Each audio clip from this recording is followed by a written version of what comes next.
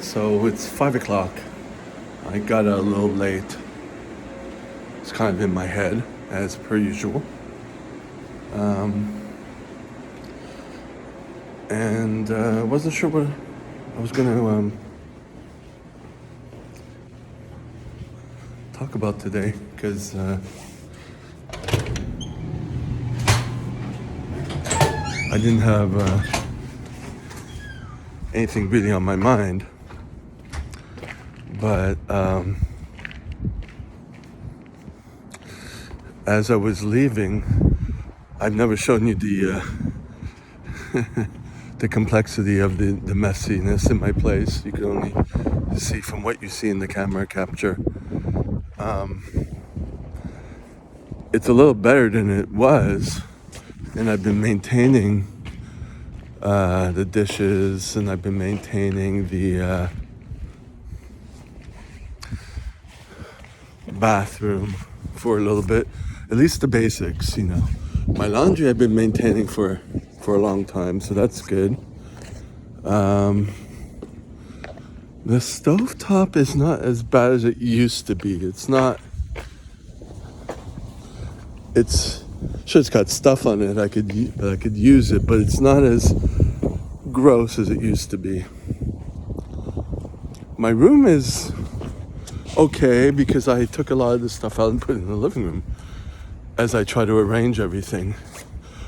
I do have boxes against the wall, which are files from the companies that I lost, and I need to keep them for a while.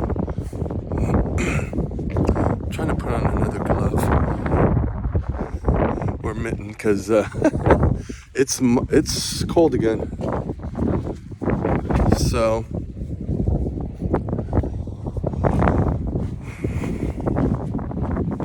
the thought entered my mind, was Jordan Peterson right about keeping your room clean? And I can honestly say yes. I looked at my place and I hate it, but it's not a good thing for me to move. First of all, because I don't want to. But I would keep the same habits, and that wouldn't be good. And it's a reflection of how I feel about myself to let that go to shit.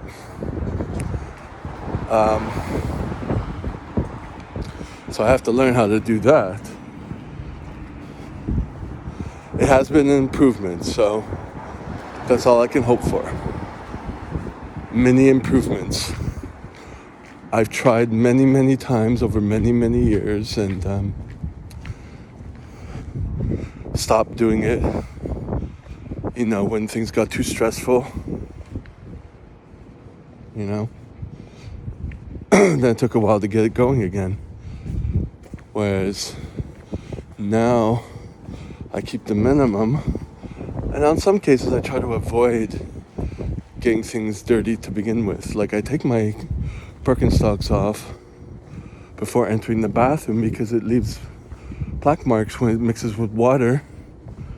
So I just I don't do that. And then if I do need to clean it up, I'll just use bleach. My feet will smell of bleach, and then I'll put my feet in the Birkenstocks, and then they'll smell of bleach, but then there won't be any other smell of bad feet. So that's a good thing.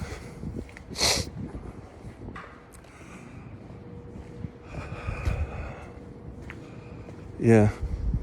So yeah, my place being hoarder-like is kind of another source of shame.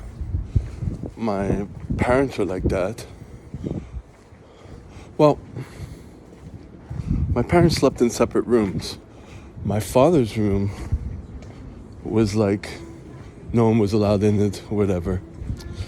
But it was like immaculate. Then my mother's room was terrible. The living room was terrible. Everything was terrible. Nothing was upkept. And that's kind of how I lived my life. I had a quote-unquote friend his place was worse, and he was like that even later on when I caught up with him once.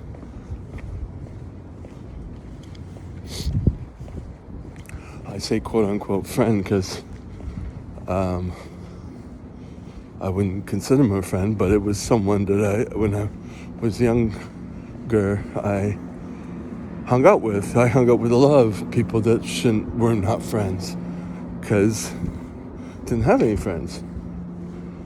So I took what I could get, you know.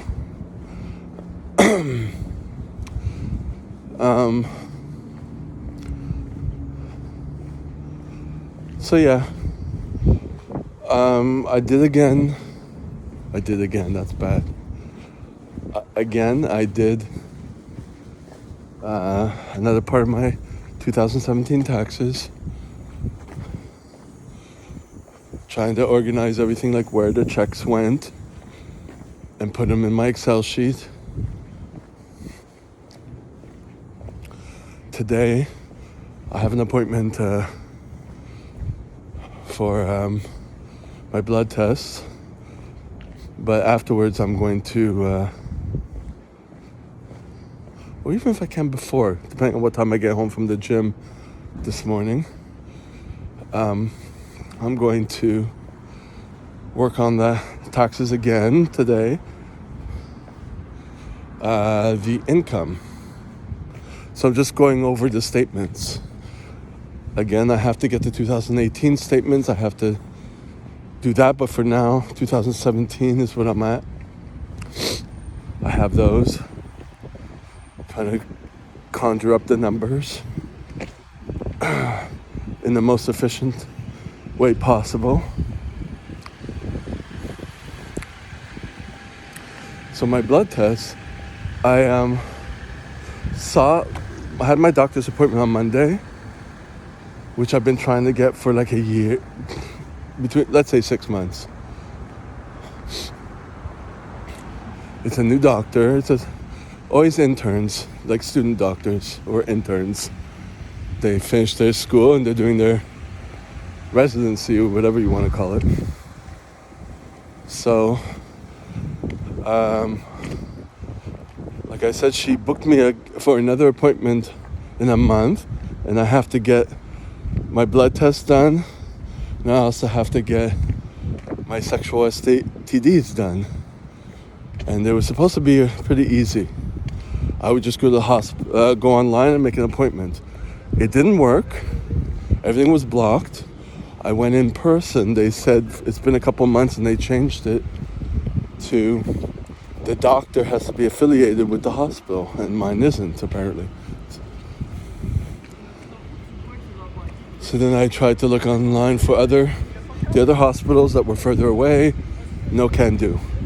I called the doctor's office where I had the appointment, and I told her the situation, and she was able to get into one of the hospitals and make the appointment for me. So I was saved with that respect.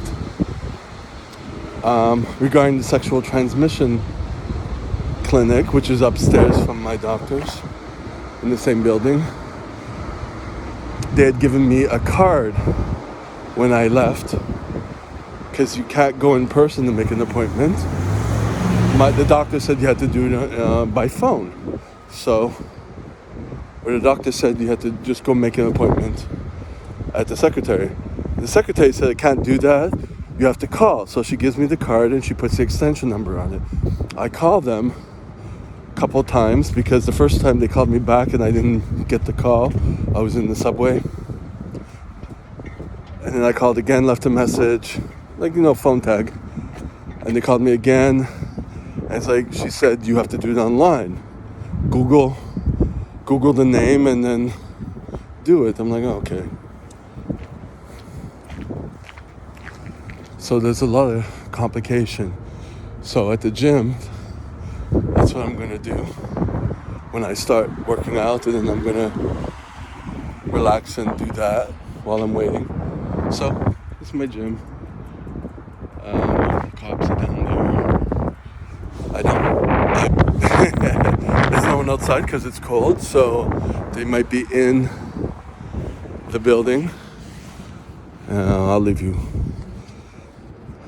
with that.